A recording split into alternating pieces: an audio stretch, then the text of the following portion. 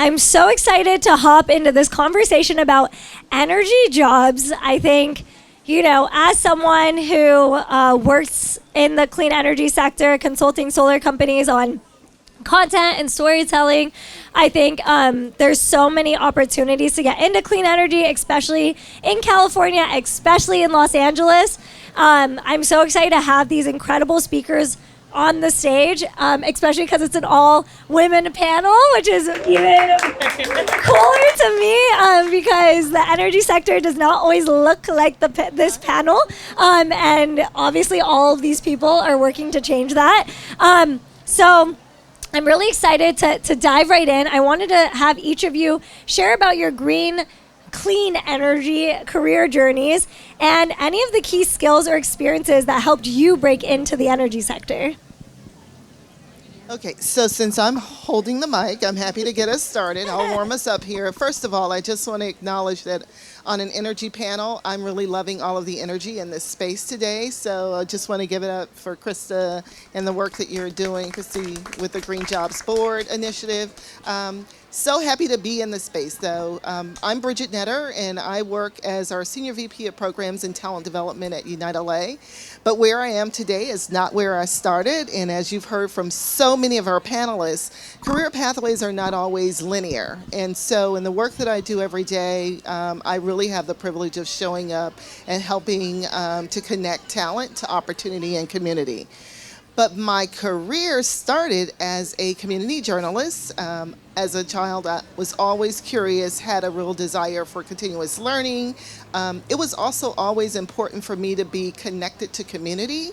And then it was always important for me to understand the stories in community. And so I started my career as a community journalist, and where I am today, it really allows me to employ a lot of the skills that I learned during that time, the skills of connecting to communities, the skills of connecting to people, relationship building, the skills of storytelling, being able to interpret really complex issues and really that resonate with people in a real way, the ability to build relationships and rapport with other people. So those are skills that I really started to hone very early on in my career. And now in the work that I lead at UniteLA, really have an opportunity to work in an organization that's demonstrated a commitment to advocate for more equitable opportunities for young people in education and workforce development.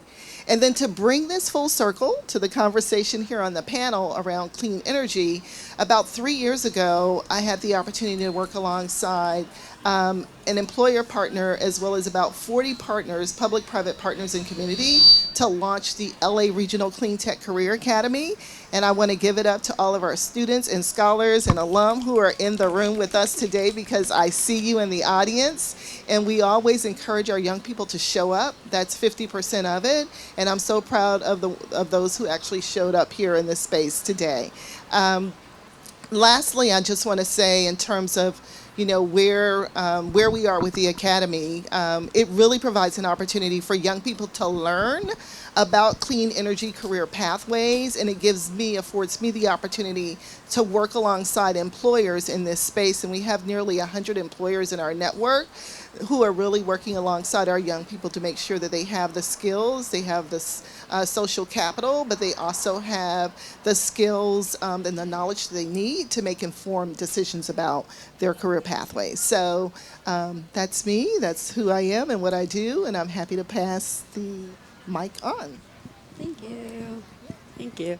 So very, in some ways, similarly, my background's not in clean energy. That's not how I started. At my interview, when they asked, like, oh, what's a challenge you'll face? I was like, I have no background in clean energy. So my background is in education, right? I started my career as a teacher in public schools. I taught for about 10 years. But my interest was always in equity and justice. Just as like a teenager and a young person, the only pathway I saw for that was education.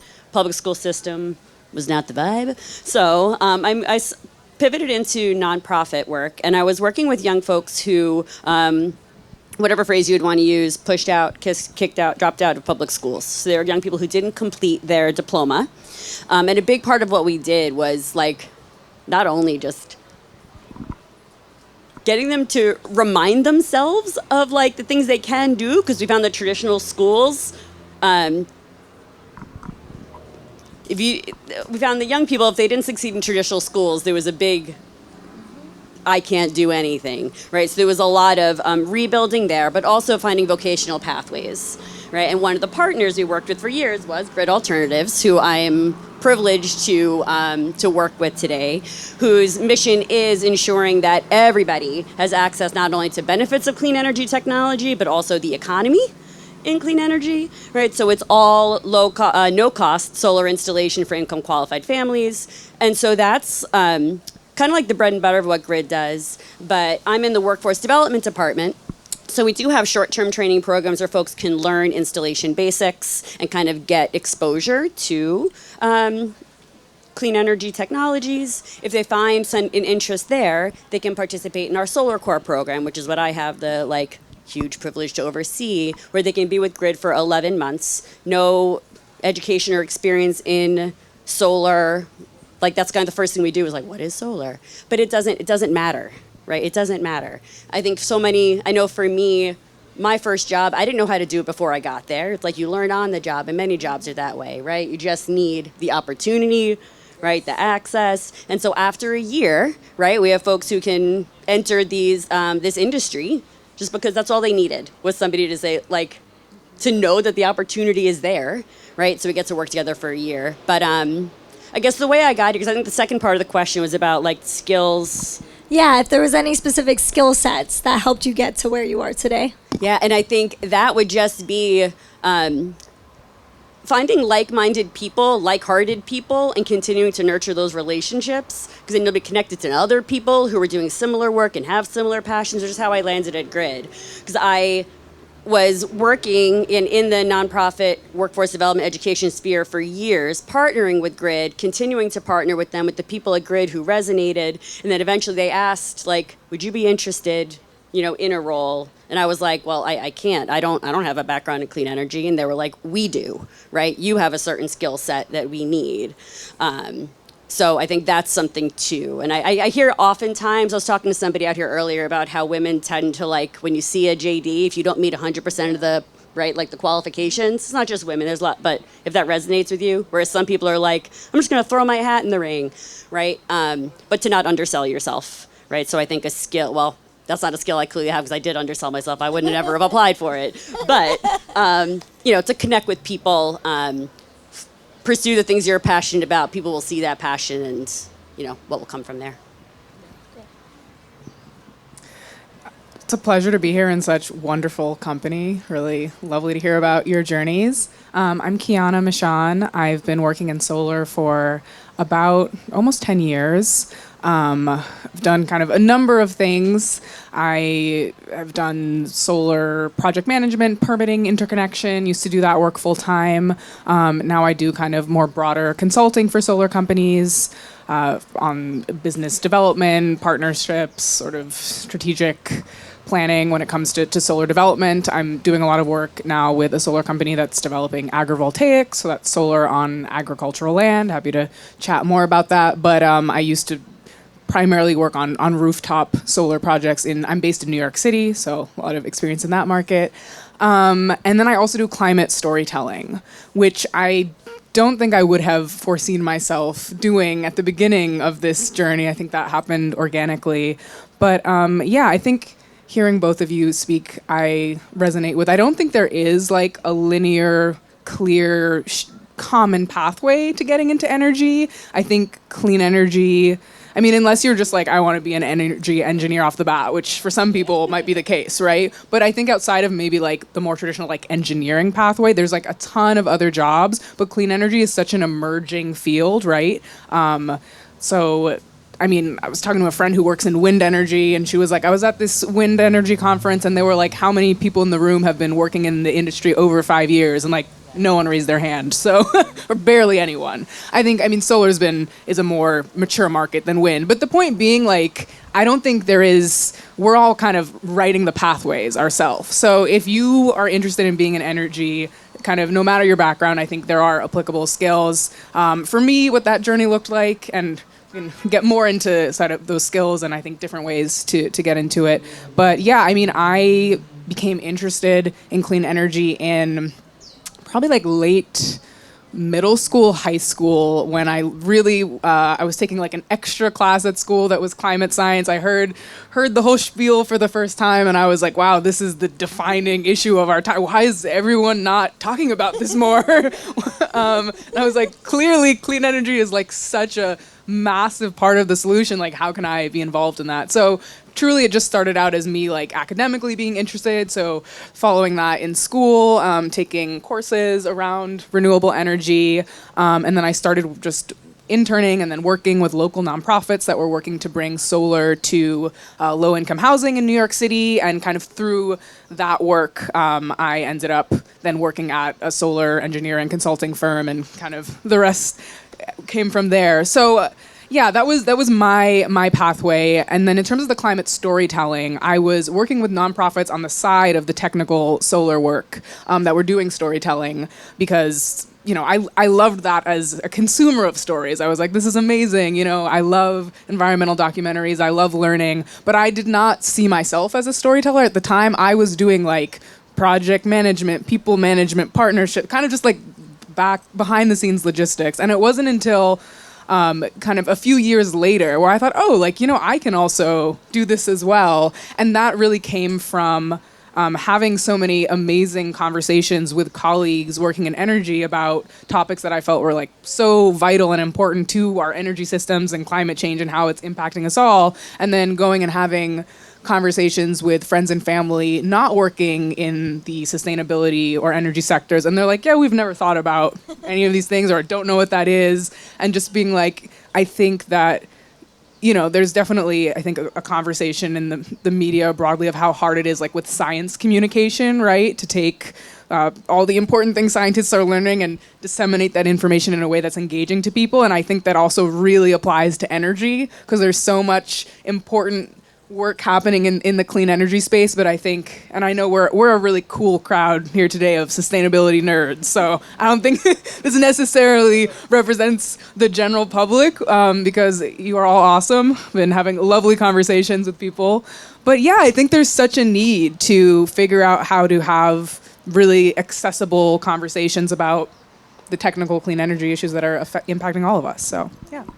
Well, I love how you left that off, because it kind of segues into my next question, which is, what are some of those jobs that are out there that isn't just engineering to get into solar? I think a lot of people, when they even hear the word green job, your sector is basically the one they think about first, from when I've polled and talked to people. And when I've told people, what do you think of as an energy job? People are like, oh, it's either like a rooftop installer or an engineer. So I would love if you could talk about like those jobs, but also like what are some of the jobs that involve soft skills, or if it is STEM related, what is it beyond just engineering? Like what are some of those roles? You don't have to go through all of them, but just some of the ones that you find interesting that people wouldn't expect would be really helpful. So I shared with you that at UniteLA, we lead the LA Regional Clean Tech Career Academy. And what I love about this job and the work is that we really are connecting young people to both current and future opportunities in the clean energy sector. So while from an organizational perspective, when it comes to the academy, what we look for in terms of the recruitment of talent, 18 to 24-year-olds, it's an out-of-school opportunity, but we practice what we preach. So we want to make sure that young people have the opportunity to earn what they're deserving of earning. So we provide opportunities for them to earn and learn about all of these different cool, companies and how they are leading in the clean energy transition. So that's one thing that I love about the work that we're doing with the Academy. And when we look at young people, we're not looking for, top performers. We are looking for young people who really care about their communities, who are really interested in being a part of solutions, who really are passionate about climate resiliency, and who are really motivated by innovation. So from an Academy programmatic perspective, that's kind of the talent that we look for, and we want to make sure that that talent represents our community. So what's really a driving force behind our mission there is that we're recruiting young people from the communities that are most impacted by climate change, and that we're elevating opportunities for them to be part of the solutions and to advocate for solutions in their communities. So that's UniteLA's work through the Academy. Working alongside employers, I would just say it's really what I love about this as well is that there's like space for human skills, but technical skills. So we named engineering. Like you hear that very often.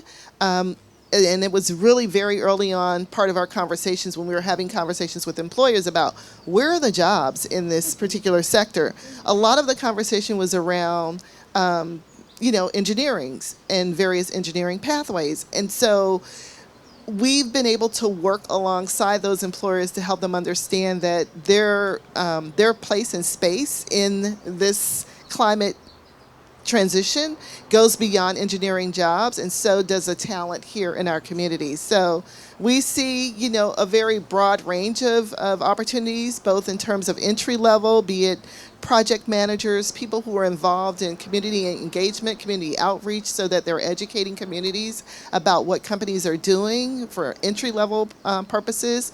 But when you think about things like water is so essential to like our everyday needs. And in the water industry, obviously, there's opportunity to engage in that industry from both a conservation perspective, but also in terms of ways in which companies are managing the water that we consume. So I elevate water because it's just so essential to our day-to-day. And I know I start my day with water, with like a glass of water every day. I don't start my day without having consumed water. But I see broad opportunity for young people in this region, and that's part of what continues to get me up every day, because I do want our young people in the community to understand that there is a place for them no matter where they are, no matter what they, their skills are. There are opportunities for them in this industry. And so that's what I show up every day to advocate for. And then secondly, in terms of skills, call them soft skills, essential skills, power skills. How you show up in the workforce is really important to how you move through the workforce and move through your career pathway forward. And so another important element of the work that we do is working alongside employers to bring them into the academy so that they're sharing with our young people firsthand. These are the skills that you need to enter our workforce, but these are the skills that you need to grow in the workforce. And so skills that you can acquire so that when things don't go the way they're supposed to go in the workforce, and we know there are days that we show up and we have everything outlined for the day and everything goes opposite of what we're anticipating, they want young people who have the ability to exercise those critical thinking skills, to apply those problem solving skills, to adjust in real time so that they're adaptable to what's happening, what's evolving in the workforce. So, those essential skills are so important. The ability to work alongside others in the workspace. We don't show up every day to be friends with everybody, but you have to figure out how you work with the people that you're positioned to work with. So knowing how you continue to show up and collaborate and work as a team player, and then to lead when there's opportunity to lead as well. So cultivating those leadership skills as well. And then I would just say, lastly, the ability to just practice continuous learning, to be open to learning and coaching. That's so really important. And I heard those on the panel before us talk about mentoring, how it's really important to provide mentors or to find your mentor. We bring in professionals and we don't tell young people who to choose or what pathway to choose, but we do provide them with access to mentors, to professionals, to the education that they need to have to make informed decisions about their career pathways forward and to help them build those skills that are needed that are really going to power them forward in this clean energy transition. So, awesome. When I think about, I think this has shown up on a number of panels. When you think about what jobs are available, and so it's whatever you want to do, you can do. And then, I think my response, but how do I start, or what do I know? One of my favorite resources is from the Interstate Renewable Energy Council, IREC. If you Google, IREC Career Map, it's great. The IREC Career Map has for green careers, for energy, for construction, just from entry level, different pathways you could take, et cetera. It has a quiz that's, what is a good career path for me, because it is true. Whatever, if you are a people person, a writing person, data, hands-on, whatever it is, there is an opportunity, right, for you. But I think that's a tool I really liked for exploring that. But yeah, I would say one that I think I wasn't aware of until I came to Grid, which is how important policy work is, right? I think we're all knowing how important policy work is now for the energy job. Yeah, so as somebody who's new to the field, but the last year has been really, it's been really painful, actually, because of policy, right? But we know things come in waves, right, and that will come back, but a really important aspect of the field. I know in the previous panel, someone was describing certain jobs like the unsexy jobs. Some people like those unsexy jobs, right? Like I have like a partner on my team, loves the unsexy stuff. I'm like, data makes me want to cry. She's like, she's like, spreadsheets. I want to do the spreadsheet. I want to do the mapping. And I'm like, I will lose my mind. Like, she was working on a file audit. We got a file audit to do. She's like, Laura, don't worry about it. I got you. Find someone who loves file audits, right? Like, there is somebody out there, but maybe that's you, right? So I think, like, no matter what you want to do, there'll be a path forward. I'm trying to think, right? So I know policy, yeah, communications and storytelling is huge, right? I know you were sharing that, like, and something that's, beautiful, they may not think of as a clean energy job. Recruiting, right? Like all clean energy companies, they need recruiters, right? So it's anything that you could think of. I can guarantee there's going to be a clean energy, like there's a way that you could still contribute to this clean energy work, right? And look at me, I'm an example of that, right? I hated science, and I'm enjoying it now. I'm an adult now, sort of, but like, I'm enjoying finding what are the things that do resonate with me that, how I can still be contributing to things that are meaningful to me. Workforce development, there's I never heard of workforce development. Raise your hand if you've heard of workforce development. Woohoo! Whoop, whoop. Right? I think I was a teacher all those years because I didn't know any other way to have meaningful impact other than education. And then I discovered, later in life, workforce development. I was like, oh, it's education. That's like learning for a purpose, right? Instead of like teaching to a test.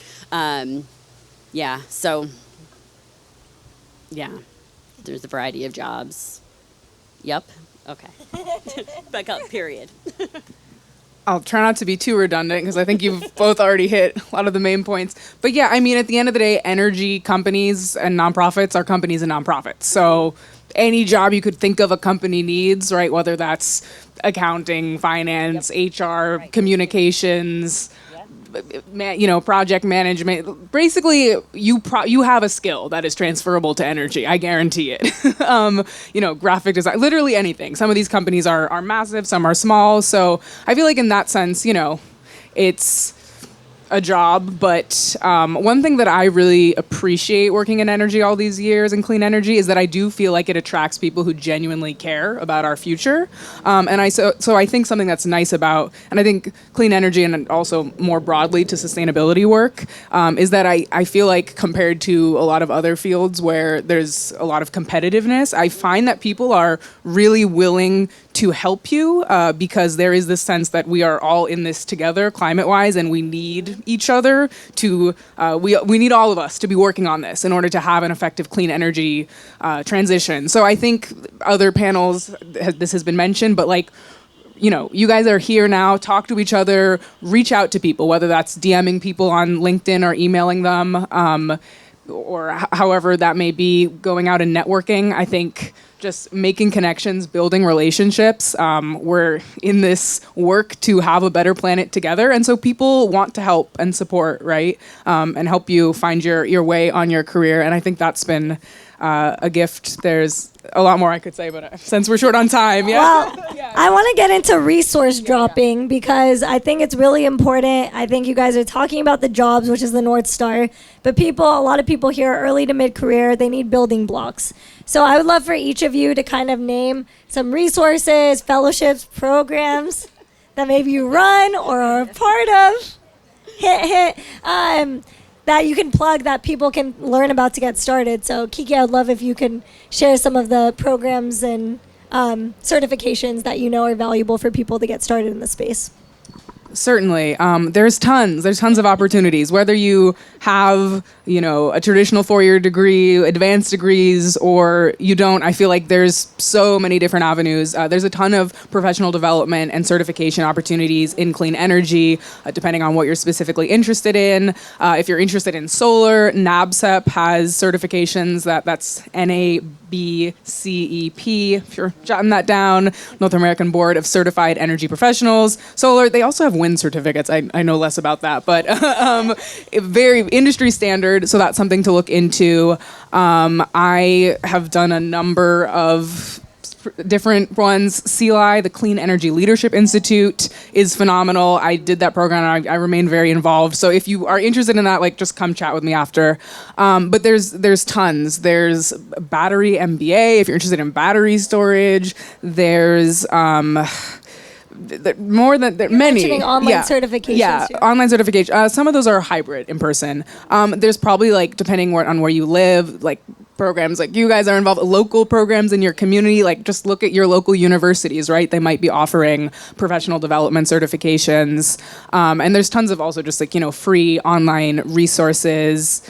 Yeah, so I think there's ways to learn more and get involved in that. And I think. All right, I'll start. I think. All right, I'll start with just ways GRID provides that kind of access in case there's anything that GRID Alternatives has that may be in your field. So there's 3, we call them pillars, right? We serve folks who are contractors, right? So if there's a contractor who's trying to get access to some of these larger projects and larger bids, we have our Green Contractor Alliance, which can support those contractors. We have short-term training, which is if you don't necessarily have any kind of experience in this industry, all through the state of California and also in Colorado and Washington, D.C., we have installation basics training, which is a 5-week IREC accredited training program, paid for learning the basics of installation. And after that, and the goal of that is really at the end of 5 weeks, if you did want an installer job, you are prepared for that. And we have really high job placement rates because that's our goal is for folks who want to get that kind of first foot in the door. But it's also great, some of our best designers, project managers, are people who have been on the roof, right? They're not just going straight into those roles. So if somebody just wants to get experience being on the roof, the installation basics training is a really excellent opportunity for that. And then GRID also provides the Solar Core Fellowship. Quick plug, back of my shirt. So that's the program I oversee. It's 11 months where you'd be working at GRID Alternatives in it's a variety of fields. I say our 3 largest pillars are installation, installation and project management. We do some both, a little bit of design, outreach, which translates into marketing at the end of the day, but it is community outreach and education and workforce development. But we also have fellowship roles in communications and storytelling, clean mobility. The more funding we have, the more fellowships we could offer. But it's almost like the anti-hiring process. The more education and experience somebody has, the less likely they are to get a fellowship, because the whole point is, right, the whole point is to increase that access, right? Someone who may not have had that opportunity. So those are 3 that I could think of. We use Heat Spring classes a lot online. Heat Spring has great classes.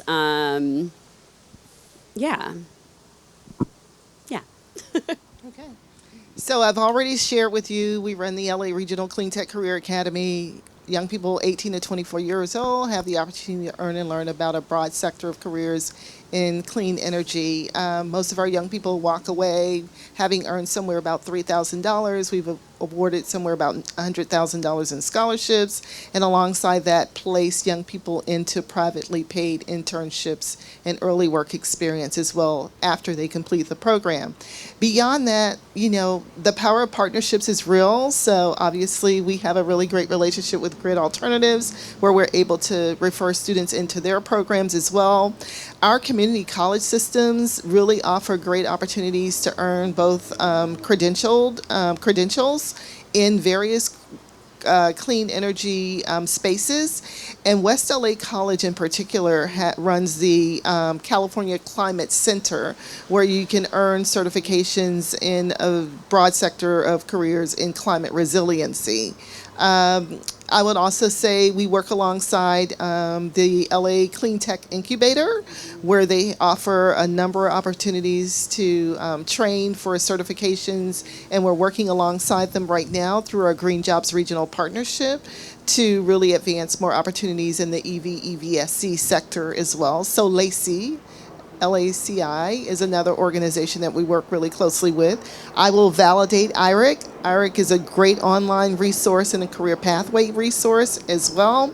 So lots of opportunity. The thing about Los Angeles when it comes to this particularly sector is that we are really leading. We have leaders in our community that care about this, and we're seeing that in the investment into training programs that are available to you to take advantage of. So.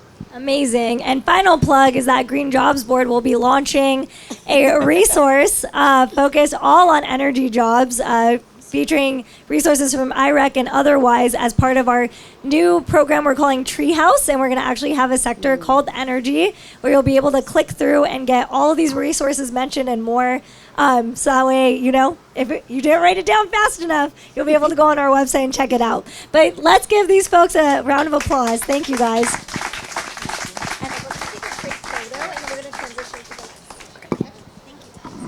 This is so cool. Yeah, we're going to take a photo and then we're going to transition to the next one. I'm picturing like the astronauts when the mic was like floating. Guys.